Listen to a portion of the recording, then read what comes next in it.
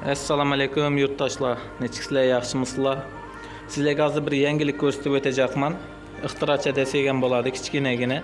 Bu pechkamizni o'zlarimiz qo'lbola uy sharoitida yasaganmiz. Dim ekonom pechka. Oddiy havo gaz bo'lib yonadi desak ham bo'ladi shu pechkamiz yordamida.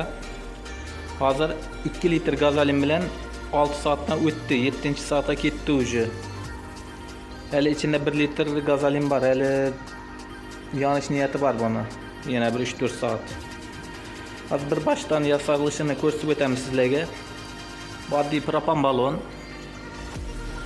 Bu akvarium kompressori kichkina.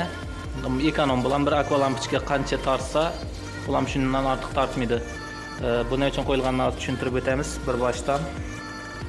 Bu zapravka joyi kraynik qo'yilgan, aptagillangan. Kraynikni ochib, yerga shar qo'yib, gazolinni quyiladi. Salqin vaqtida yana yopib qo'yiladi. Keyin bu kompressor. Buni bu yerda so'ruvchi tarafini turgani sababi bundan issiq havo tortadi. Issiq havo tortib, gazolinni qizdirib turadi. Gazolin sovuq qolsa yonmaydi, bilasizlar.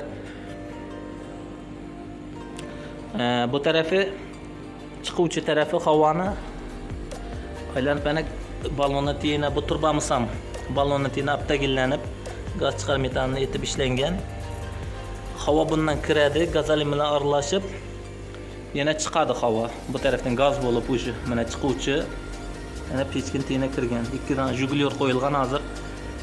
Metan jugulyorda mana kraynigi bor. Bu yerga ham kraynik qo'yganmiz.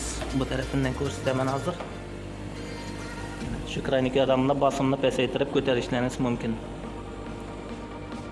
Ko'pchilikning hozir uyida gaz yo'q, qiynalib o'tiribdi.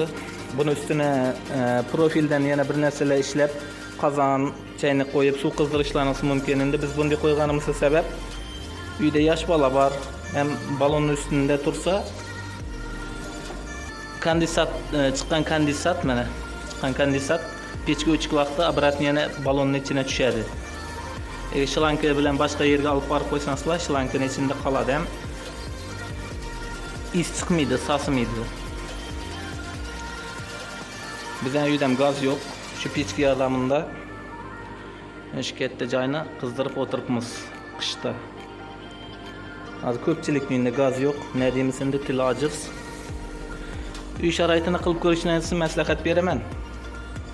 Ko'pchilik master yurtdoshlarimiz bor, qilib ko'rsalar bo'ladi uy sharoitida ehtiyotkorlik bilan. Sog' bo'linglar, salomat bo'linglar yurtdoshlar. Kanalda yangilar obuna bo'lib qo'yamiz. Foydali videolarni joylab boramiz, xudo xolasa.